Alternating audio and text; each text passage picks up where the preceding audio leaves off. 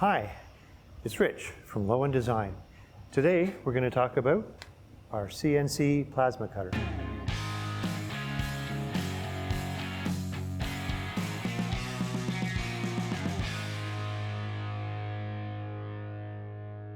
This is a Crossfire Pro CNC plasma cutter, and it's from a company called Langmuir Systems. I think they started out as a Kickstarter, I'm not really sure. I bought this one before it was even released. It was just still, they were in the final stages of the design and they put it up for sale. So it took maybe 3-4 months before it arrived. Took about a day to assemble it. We did it over a couple of days, but one day of assembly time. Came with all the parts, really clear instructions, videos. Everything was really clear and easy to put together. Has a stainless steel water table. It has good motion control. When you're doing something like this, a machine that's going to work in a dirty environment, you want something that the parts will roll along and won't get clogged up and all that with the dirt. So this is well designed for that. It's got a Z-axis or Z-axis, as some would say. So it goes down and detects the torch height automatically and then backs off. And it has torch height control built in so that as you're cutting something with a warped piece of metal, the torch will actually follow along on that warp and keep the exact right height. And I wasn't sure we needed that, but it's we find that a lot of the metal, especially when you cut some parts out, the metal gets kind of warped and you want to keep a very accurate torch height to get good cuts. So that's a really nice feature. We're using it with a Hypertherm XP45 plasma cutter, and we got that sort of separately, and I got the version that has a machine torch as well as a hand torch. And so we can use the plasma cutter by hand, and we can just hook it up here on the machine. And we've been very happy with the Hypertherm XP45. It's been an absolutely fantastic plasma cutter. And when you're cutting, you have, as it cuts, it leaves a rough edge on there that you have to grind off. And so there's a lot of different settings for each thickness of metal and to minimize that and to give you good accurate cuts and reliable cuts. And there's tables of the settings that Hypertherm recommends, and we just entered that into the software, and it just cuts great. And it's very minimal grinding.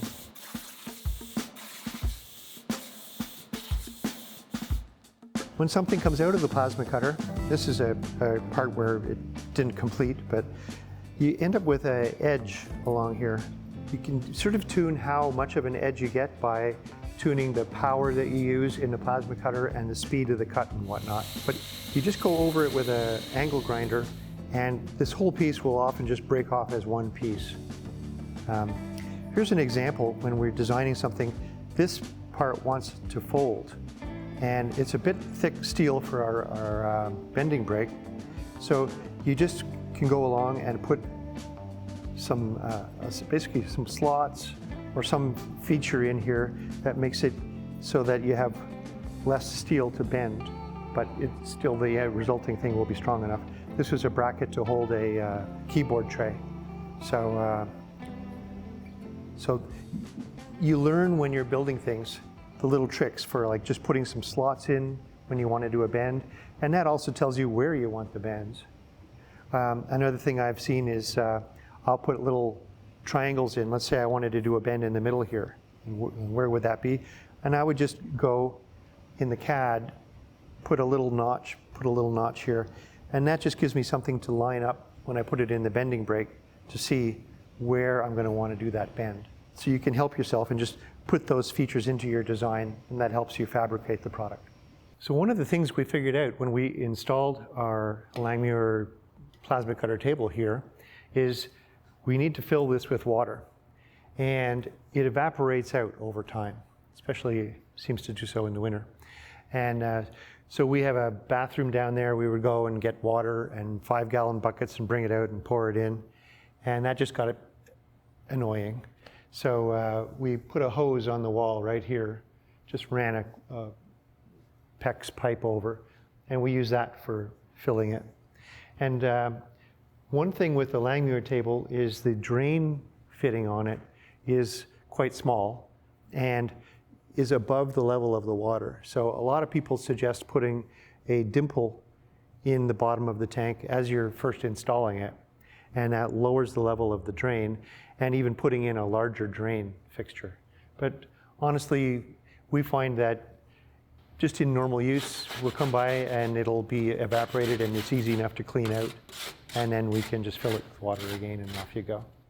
So water was a big thing that we figured out with this. The air supply is another one. We have a ginormous air compressor, and we're quite a ways away from it. So you still do get moisture in the line. We have a thing here for scrubbing the air. I'm not even sure if it gets rid of moisture, but moisture has not really seemed to be a problem for us yet, although it's one of those things I expect. It apparently cuts down on the life of the consumables quite a bit. So you want good filtered dry air. And a lot of people put in special mechanisms for drying the air and all that. So we haven't had to do that yet. One of the things we found was that when this machine is going, if you're cutting quite a lot for thick steel, you can generate quite a lot of smoke in the shop. Now, our shop is quite a big room, but it was still an annoying problem. And so we built a air filtering device. So basically a box with 4 air filters, one on each side. So you have a lot of airflow, and then a very powerful fan and some suction on it. And we use that when we are using the plasma cutter and when we're doing welding. And one thing I did on that was I took some stainless steel screen and I put a few layers of it sort of separated over about this much. I put different layers of screen, and that's designed to catch any sparks that come through, to catch it in there so that it doesn't go into the box and cause a fire. I think it's incredibly remote, that possibility that it would do that, but better safe than sorry. But having the air cleaner running while you're using the plasma cutter is a really, really good idea. You could have a big vent fan over, a vent hood over the whole thing, would work very well too. And this thing, when it's going, you just sort of point the air fixture sort of in the area where you're going to cut, and off it goes. So that works really, really well. With our version of this, I added a mount on the side of the machine and a touch screen monitor so that we can control the machine via the touch screen. And I bought the keyboard kit that Langmuir offers. So we have the keyboard there, and that gives you a nice little spot to put a pair of pliers or whatever. And we mounted the computer underneath that keyboard tray. So that's a very convenient spot for that. I wanted the computer up and out of the way. The one thing this machine does is it spews a lot of smoke and water as it runs. And so it's not something you would want to run in your living room at home. The Langmuir Systems people have built some software called Fire Control. And a lot of these machines were originally run with Mach 3 or Mach 4 software. The Fire Control software is specifically designed for these machines and specifically designed for plasma cutting. And it's nice. It works on a Mac OS 10. It works on Windows. So whatever systems you use, it works fine. Just plugs into your computer with a USB port. And the software, it had a couple of rough edges when it started, but each release is getting better and better. I mean, it was perfectly workable and usable when it started. And then as they've been developing the software, they've added new features all the time. And we found things like the ability to start a cut at anywhere in a job is nice. Sometimes it'll cut and the torch will be lost for whatever reason. You can just say, no, I want you to restart here, And you can do that very, very easily with the software. The one thing that we don't like about it is that it has these confirmation dialogues that show up all the time. Like when you want to load a new design in, it's like, oh, are you sure? You say, yes, I'm sure. I just click that button. Or when the job is finished, it puts up a modal dialogue right in the middle of the screen, and you have to close that before you can do anything. Whereas it just breaks your workflow, all these silly dialogues. So that would be something that I would just obliterate right out of there, or leave in there at first, and then have a checkbox that says, get rid of these horrible, annoying dialogues. So that's one of our pet peeves in the shop here. The workflow that we use, there's two of us who use the machine generally. Chris uses it with Fusion 360, so he does the design there. And then there's a post processor that you can get for Fusion 360, and it just creates a file that will go right into the plasma cutter. And that file, the post processor, is provided by Langmuir systems, and it's just download off their site. And so that is a very, very quick and easy way to do it. And there's some little things you got to figure out there. I think there's some issues with construction lines. You can't have them there. You have to hide them. I don't know if you had to hide them on a different layer or something like that. But anyway, you had to be very careful about that. I tend to use Vectric vCarve Pro. And I use that a lot with the CNC router, so I'm very, very familiar with laying out patterns on that. And for me, doing the design in Vectric is very fast. And then I get the design, I design it one-to-one, and then I just export that file as an SVG file from Vectric and bring that into Sheetcam. And again, Langmuir Systems provides a post-processor for Sheetcam. Bring it right into Sheetcam, off it goes, processes the thing, and you have the file you need for the plasma cutter. And so I've tried a few other things. Anything that can create an SVG file or a DWG file.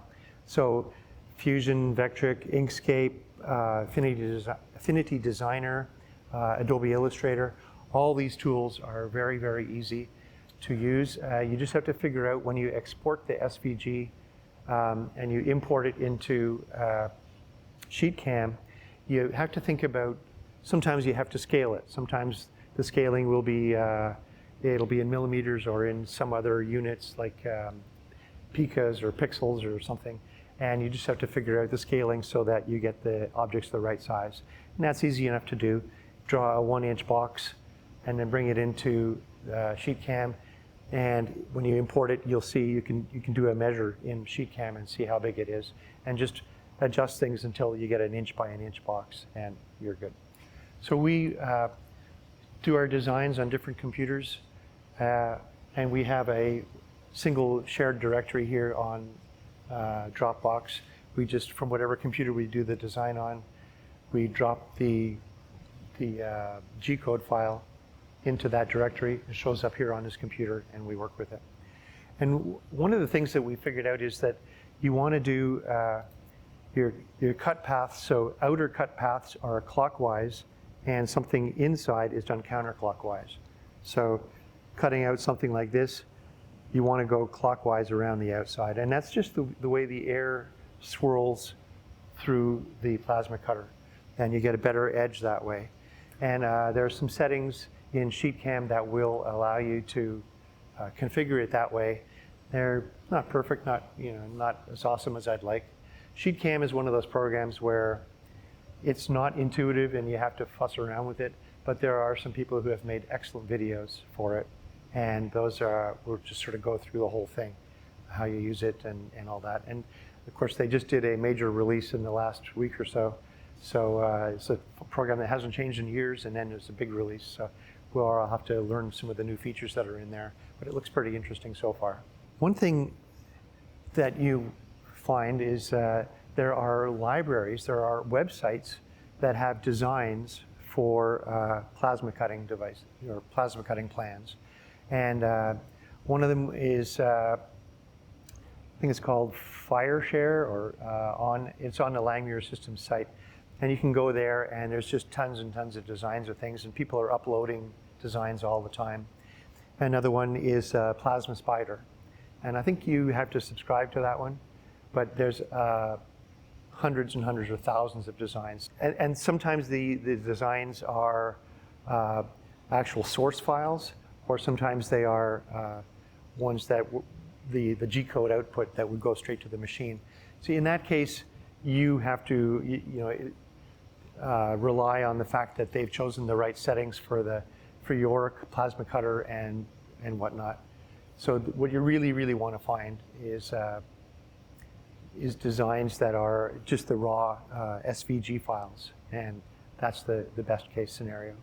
And then you can just use your own, like Sheetcam, your own tools to process it and create a file that you're happy with and that you can adjust the tuning to. One thing about having the plasma cutter is it's a whole new way of thinking when you're designing items for the shop.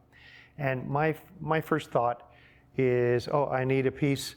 I'm going to go to the mill. I'm going to design it up. I'm going to drill all the holes and mill out the shape of it. Or I'm going to start using shears or cutters or whatever to build a part. And when you realize that you have this, and it's happened to me, it still happens to me. I'm going to build a part and I think, oh, I got to go into the shop and start doing it. And it's like, or I could just design it and cut it on the plasma cutter. And that's often, literally, I've come downstairs here and sat at my computer and within 5 minutes have designed the part, saved it onto Dropbox over there. It shows up on the computer here. Just come over here, load it, and click go, and have a part cut out. Here's an example. It was a bracket to hold a zeroing sensor for a Hall effect sensor. And this, it's an absolutely trivial part. But if I was doing it manually, I'd have square corners. I'd then be filing them off and trying to make them round. But it's just so easy to go in on whatever drafting tool you use, or CAD tool, and just put in rounded fillets on the corners, get the exact right dimensions, and you have the part. And then later on, I realized I wanted one that sort of went that way, and so I just took this little part, stretched it longer, and you can iterate and have a whole new part in just a few minutes. So you can play around with it. Do one, no. Try this one, no. Make it a bit longer, shorter, however you want it. It absolutely changes the way that you build the parts and components for the projects you're working on. And the first example of that was soon after we got it, we have a saw that we use to cut the long metal pieces. It's sort of a slower speed chop saw. It's designed for metal work. It's a DeWalt thing. And we had a portable stand for a wood version of it. And the wood version and the metal version just have a slightly different layout of the holes. And so we needed an adapter plate where we could put the plate down, bolt it onto the holes for the wood one, and then the holes for the metal one would be there and just put it on. So we needed a piece of steel about this big. I think we cut it out of 3/16 steel. And we just needed 8 holes in it at a certain spot. So it was literally a matter of a moment to measure, the distance between the holes, go in, lay them out on the 4 corners of a rectangle, and 2 rectangles, cut a plate with rounded corners, and we had a piece to mount the chop saw. And it was probably 10 minutes from beginning to end, and just something that was so quick and fast when we thought about it. And then the other end of the scale is doing a more complex project. We built a welding table, and it was covered in 5/8 inch holes and has tabs and slots that fit together so that you have a dead flat surface, and it has a edge around the outside. So that had a ton of holes in it, a ton of tabs and slots and all that, and was a very, very complex design and took quite a while to do. But and you wouldn't have been able to do that without something like a plasma cutter, or it would have been incredibly tedious to drill all the holes. And so that's sort of the other end of the scale. But it really, really just changes the nature of things in the shop.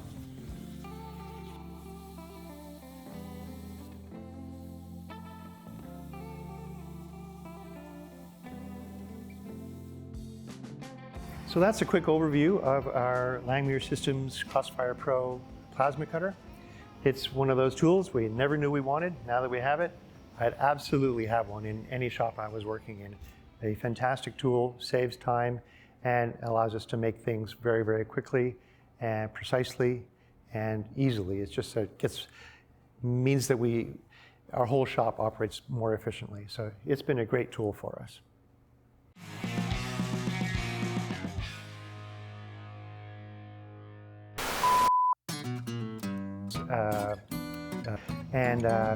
One of them is,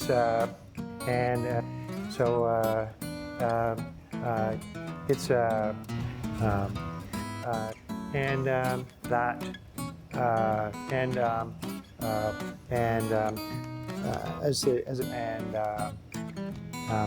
for our so we have a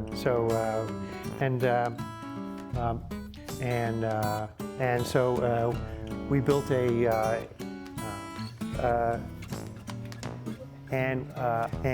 it's a very